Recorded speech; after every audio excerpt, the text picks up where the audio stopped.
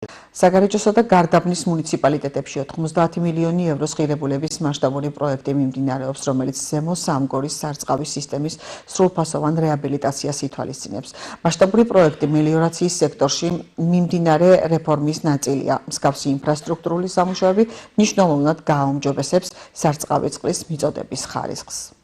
საქართველოს მელიორაციაში დაგეგმილია მნიშვნელოვანი რეფორმების, როგორც სატარიფო რეფორმის ერთ-ერთი მნიშვნელოვანი ნაწილია რეფორმები ინფრასტრუქტურის ნაწილში, გათვალისწინებულია ყველა რიგის, როგორც მაგისტრალური, ასევე ყველა რიგის გამანაწილებელი სისტემის. ჩვენი რეგიონისათვის განსაკუთრებით მნიშვნელოვანია სარწყავი სისტემების მშენებლობა, რეაბილიტაცია და განვითარება. მელიორაციის სამსახურის ინიციატივით და ორგანიზებით დავესწავლით ზემო სამგორის სარწყავი სისტემის პროექტის პრეზენტაცია, სადაც პრეზენტატორებმა დეტალურად ისაუბრეს და დამსწრე საზოგადოებას გააცნეს ჩვენი პროექტი, ეს ახალი პროექტი, რომელსაც საზოგადოებას წარუდგენთ.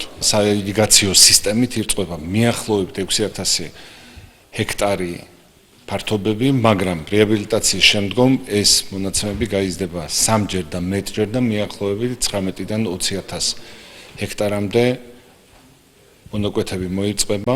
ეს პროექტი მოიცავს რეგიონის მთელი სარწყავი სისტემების რეაბილიტაციას, სრულ რეაბილიტაციას, დანგრეული და არარსებული ინფრასტრუქტურის თავიდან ნაშენებას და არის ძალიან მნიშვნელოვანი პროექტი რეგიონის და ასევე მთელი ქვეყნის მასშტაბით.